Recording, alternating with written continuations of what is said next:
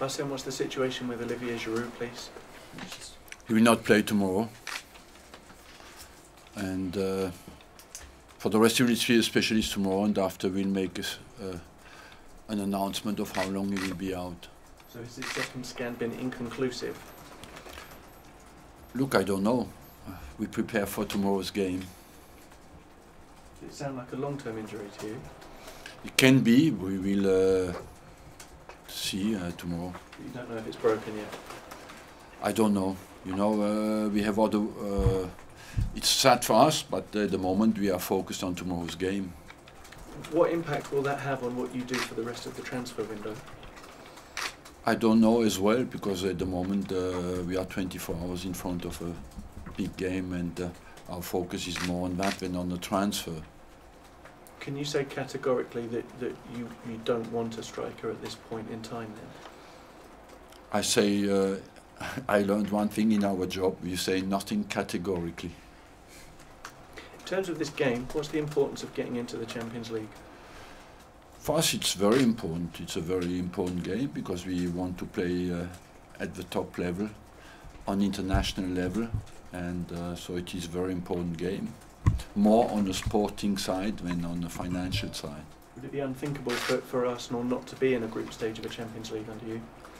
It is nothing is unthinkable because it has happened to 99% of all the big clubs in Europe. But what we want is, of course, to be in there, and we think we have a potential to do it, and we want to do it. We are highly determined to do it. We have a home game that we want to win, and the task is clear, and we know we can do it. So let's do it. Alex, what does playing in the Champions League mean to you as a player and the rest of your teammates?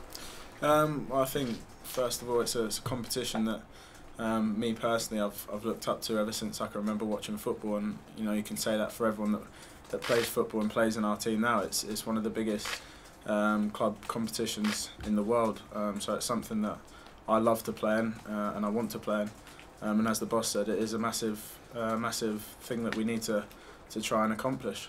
What conclusions did you come to when you watched back the performance from Istanbul? Is there anything that needs to be improved upon?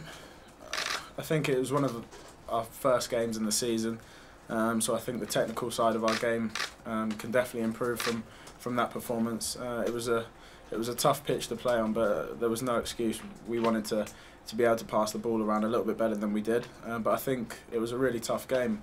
The atmosphere there was tough. I think Besiktas were a good, solid side, and they have a lot of quality in their side too. So I think there is improvements that we would like to make to that performance, but at the same time, I think they made it tough for us, and at the end of the day, I think a draw was a good result for us. Thank you. Alex, you could have won it at the death. How much confidence, though, could you take from overall the performance that you can progress from the second leg? I think an important thing for us is if we're not scoring at one end, that we don't concede at the same time, and that's really important in football.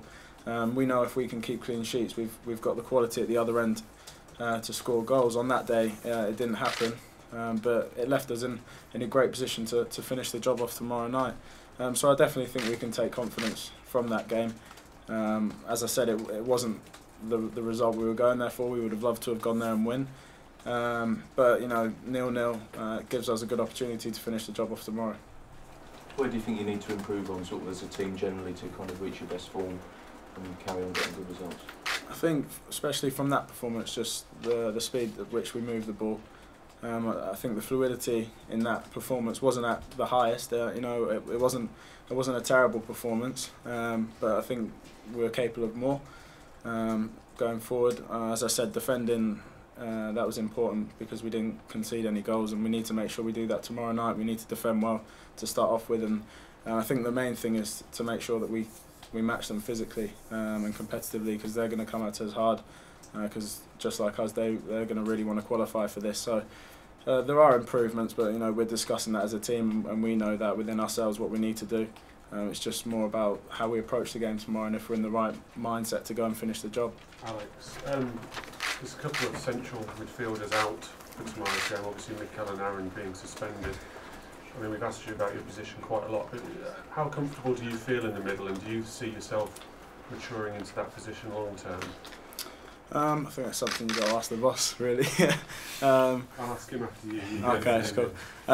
No, I really do like playing there, but I like playing out wide. I just love playing anywhere, really. I'm happy to play anywhere that the boss wants me to play, and especially if he gives me the licence to do the things that I like to do and get on the ball and try and run forward, whether that's from midfield or out wide. I love to do that. I know there's areas of my game I need to improve on in both positions, and in midfield there's aspects that I need to work on and still develop if I'm going to end up there long term. But I'm not really focused on that at the moment. The thing that I'm focused on is always my next performance, and whether that's in midfield or out wide, it doesn't bother me too much. Can you just, given that Alex said the boss he'll be a perfect manager. He answers very well. I think he can play central, yes. He can play wide, less. And he has the qualities to play in both positions. That's quite good. But I don't make too much, give too much importance of that. Look, let's not forget a player like Zidane played on the left side at Real Madrid. It didn't stop him from being a world-class player. Beckham played on the right side at Manchester United. When you're a good football player, you can, in the midfield, play in every position. Arsene, just to check, the specialist that Giroud's going to see, is that in France or is that in England? Are you confident without him that you've got the options in attack to get through tomorrow night? Yes, of course. What gives you that confidence? Who will start? Will it be Sanogo? Why should I have not that? Why should I not have that confidence? Because if you imagine that in any squad, when one player is missing, no matter how big the player is, the team cannot win a game anymore, and nobody could imagine that. Could you tell us if Yaya Sanogo will start tomorrow? I tell you nothing at all. Okay, Alex, just in terms of the strikers, how much does the way you have to play change depending on who's playing up front? Does it affect kind of the way that the midfield approach the game? No, I don't think so. I think whoever's up front knows the role that they're set out to do, and I think the people around them know the role. I think we try and make sure we stick to our game no matter what, and I think whoever's playing up front, it really doesn't affect the rest of the team so much, because when we go onto the pitch we know our responsibilities, and you're talking to me earlier about playing in a different position. I know when Jack or Aaron's playing in midfield, I know what their responsibilities are if I'm not playing, so if I do get asked to go and fill that role, I know what they have to do, so if I have to play it, I know what to do to take over from that, and I think that goes for whoever's playing up front and whoever's playing off that person.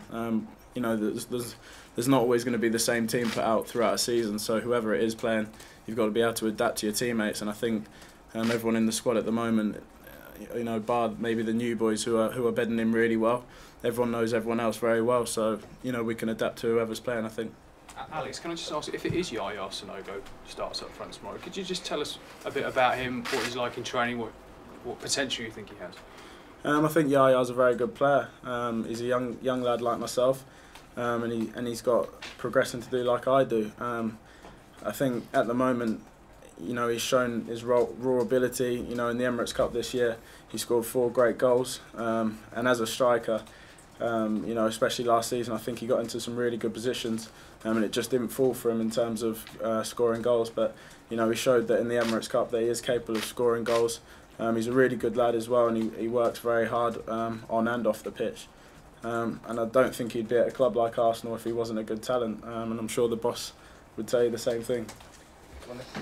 Arsene, do you think Arsenal experience in Europe, especially in qualification games, will play a very important part in this game tomorrow? Yes, of course. The experience plays a big part, and we have a big experience in the Champions League. We have big experience of playing high-pressure games, but we can use that tomorrow. But what is more important is the performance of the day.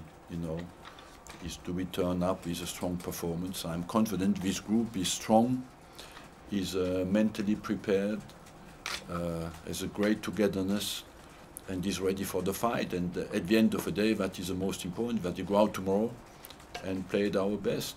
The main fears about the Turkish side, is there any, what you can tell us about the Turkish side from the first game?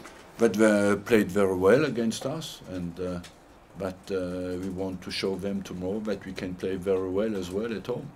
Okay, last couple now.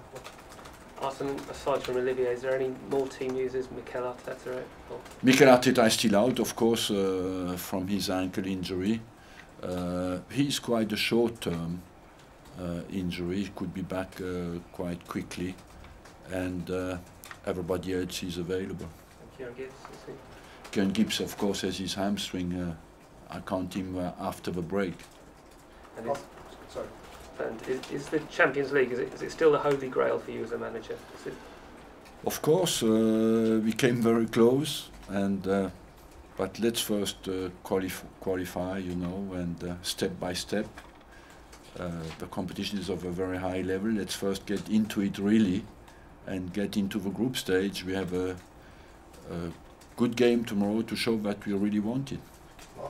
Arsene, how is Theo doing, and is there an urge to bring him back even quicker now after Olivier? No, Theo is doing well, but we'll respect the timing. You know, we have plenty of players who can fill in that role, and we will respect the delays. What is the time then with Theo next month? The timing is end of the month to join in again after the break, I think, in full training. Okay. Arsene, we saw Rio Miachi training again today. Is he part of your plans for beyond the end of the transfer window, or will he go out alone? Yeah, beyond the transfer window, yes. At the moment he's not ready. He's been out for a long time. He's not played games. He needs to play games first. So is there any impact on Lucas Podolski's future with the Giroud situation? No. Lucas is in the squad tomorrow. And he stays beyond the window? He stays, of course. Okay, guys. Okay, thank you very much. Alex, if you just move us down.